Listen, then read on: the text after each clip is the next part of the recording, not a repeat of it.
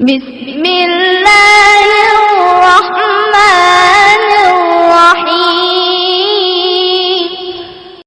अपना तर्जुमान, आपकी पहचान।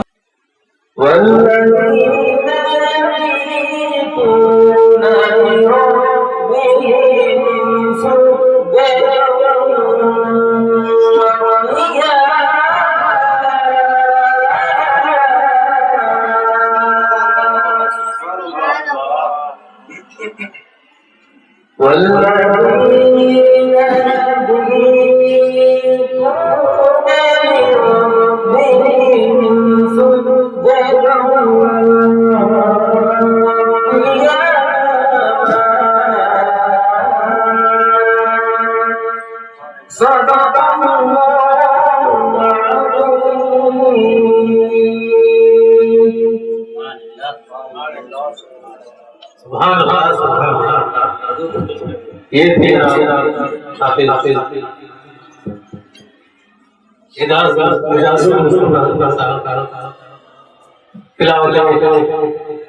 कलाम से हम सब दिलों को मुनव्वर कर रहे थे। हर शख्स को झुकाना आसान नहीं है, हर शख्स को झुकाना आसान नहीं है। हर जात जाके जो उसका तो ईमान, हर जात जाके जो उसका ईमान है, बदलेगा ये ज़माना ताखीर से सही, बदलेगा ये ज़माना ताखीर से सही। हरगिज़ बदलने वाला कुरान, हरगिज़ बदलने वाला कुरान नहीं है। हज़रात, आप लोग जानते हैं, हमने जब से बहुत सवाल देखा है कि हमारे घरों में, हमारे मोहल्लों में महफिलें मुनक्कद होते रहते। इसके कितने फायदे हैं। आज अगर मैं दो चार लफ्ज़ ना तो के लिख पा रहा हूं, ये जज्बा उनका मिलाद से आप समझा है। मेरे अंदर जो भी जानकारियां मज़हब को लेकर है, कई सारी बातें मिलाद से बैठ हमारे मौलाना जो आते थे मजलिस में पढ़ा सीरत नबी पढ़े, सीरत रसूल पढ़ी जाती, उससे जो है हमें जानने को आजकल मजलिस के रिवाज आहिस्ता आहिस्ता कम होते जा रहे हैं। लोगों के पास वक्त नहीं है कि बैठ के मजलिस सुने। जो करवाते हैं वो भी चाहिए मिला और हमारा जो बरसों से चला आ रहा रिवाज सिर्फ रिवाज के रहे और लोगों को बुलाए उस रिवाज निभा रहे। मैं चाहता हूँ हमारे इस महफिल में जो भी इस जानकारी रहती है, नाट या मंगलवती व्यवस्था सुनाने से अगर एक छोटा सा वाक्य दोस्ता अपने ज़हन में जोड़ी हो, क्योंकि दोस्ता वाक्य कभी नहीं, आप जरूर यहाँ बहस करें। मैं बताना चाहूंगा अपने नाज़रीन कराम के लिए कि हज़रत दोस्त के वाले नाम हज़रत मूसा जंगी रज़ियल्लाहु अन्हु, उनकी वालिदा सैयदा उम्मत बिनते सैयद सुमई रज़ियल्लाहु अन्हा।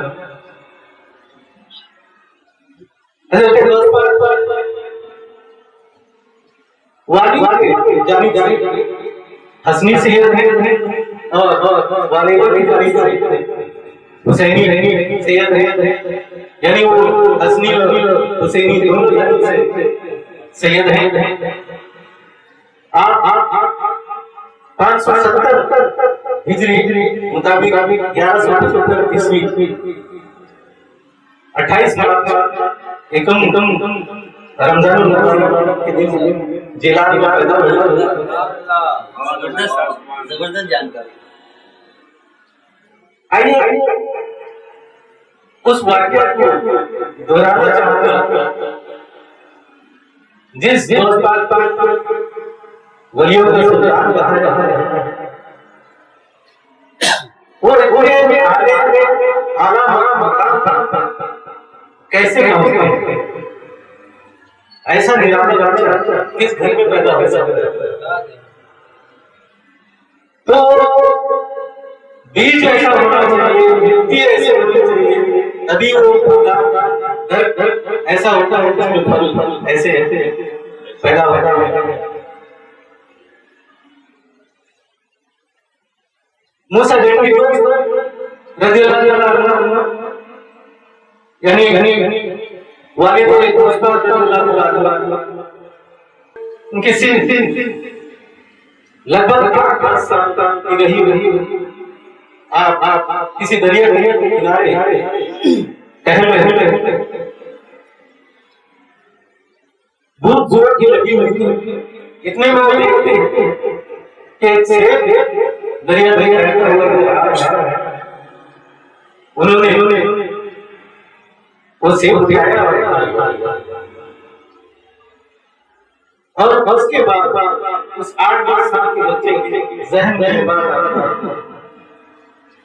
कि मैं ये सेब किसका है, मुझे पता नहीं। उससे मैंने इजाजत दी और मैंने मांग लिया, क्या ये जायज है?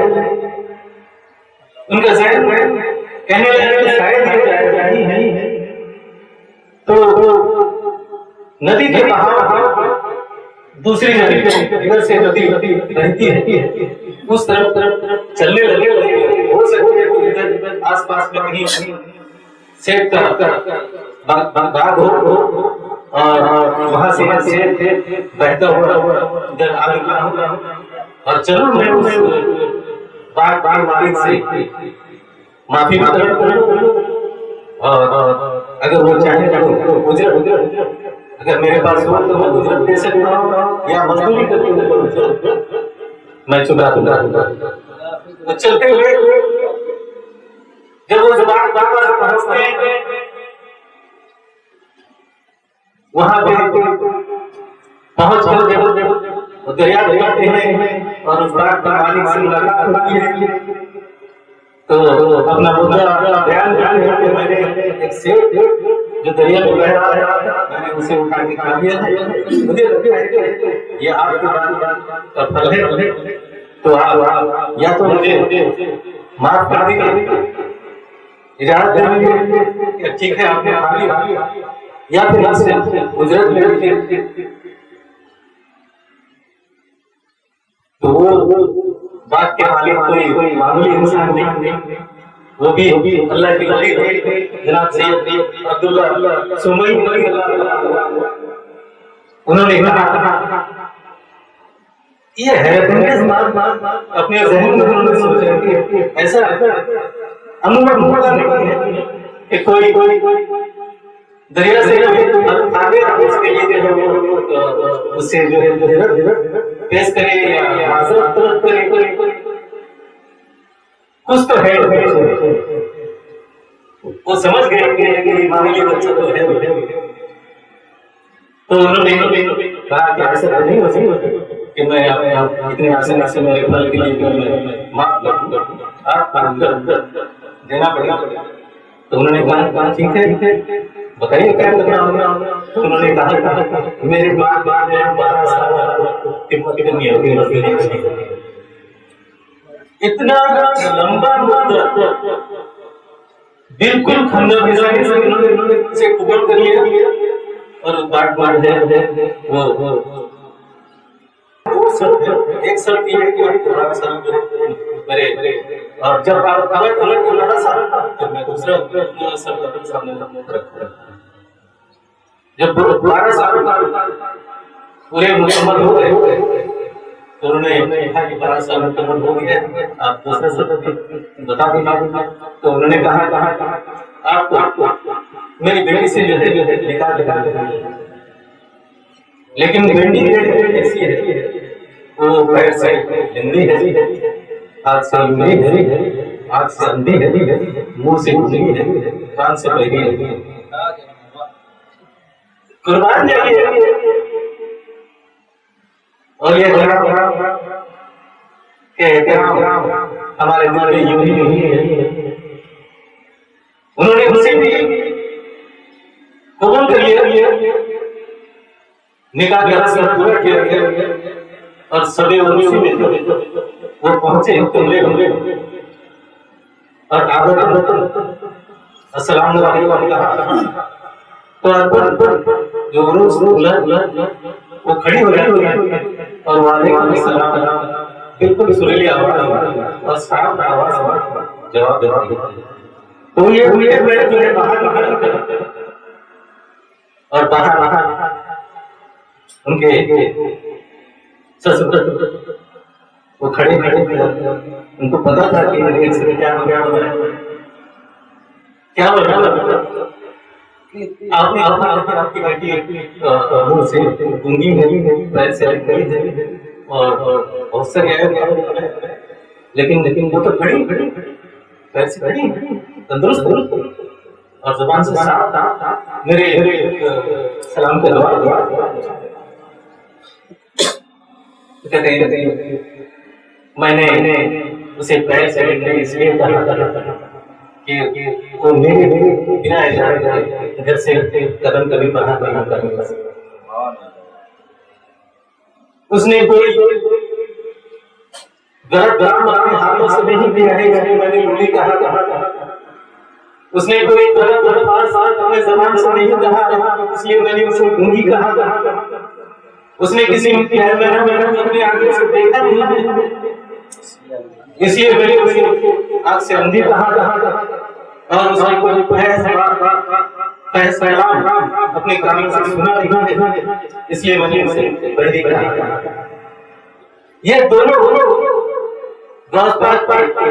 वाली और वालिदा